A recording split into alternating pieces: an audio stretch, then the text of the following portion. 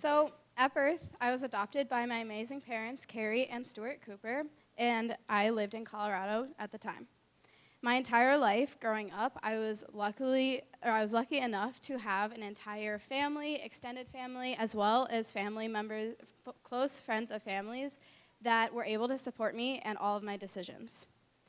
It wasn't until I decided to pack up my bags and go to a college that was over 2,000 miles away, in a state that I didn't know anybody, that I knew what it felt like to have no sense of connection or community whatsoever.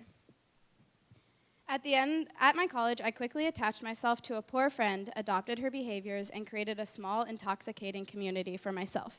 By the end of my freshman year, no wonder that community had fallen through, and I was back at the start. No sense of connection in Massachusetts, and all of my support back in Colorado, 2,000 miles away. I dreaded coming back to Massachusetts, but I came anyways. What choice did I have? I needed to finish my college education. I struggled through the last semester and found myself enrolled in a program called College for Social Innovation. I was coming here to Boston. Fast forward to the beginning of the semester, and you have me, a shy girl ready to make a difference in my life. I was determined to stop waiting for that community to find me and go out and make one for myself. As orientation week began, being my people-watching, observant self, I noticed that most people in this cohort were in a similar situation. On day one, we were asked to be completely vulnerable and share a personal story. And let me put a little bit of extra emphasis on the word vulnerable. I was quickly faced with a decision. I could keep up those walls that we all know a little too well, or I could take a step out of my comfort zone for the first time and lean into this new sense of uncomfortability and vulnerability.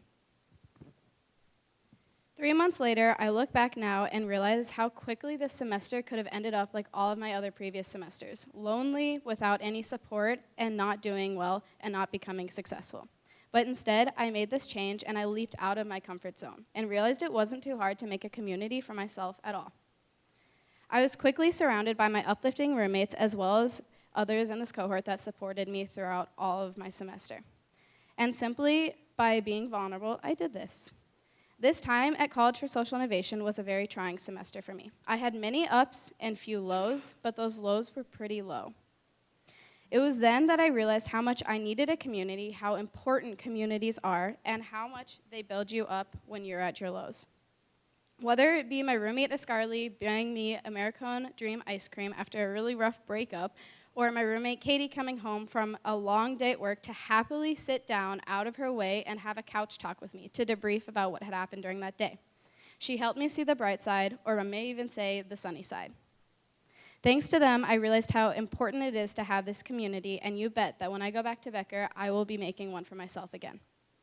If there's anything I want you guys to take from my speech today, it's that don't wait timidly to land upon a community, because there's a high chance that you won't land upon any and you'll feel lonely. You don't know when things in your life will go south, and you need to make sure you have community there to lean on and support on.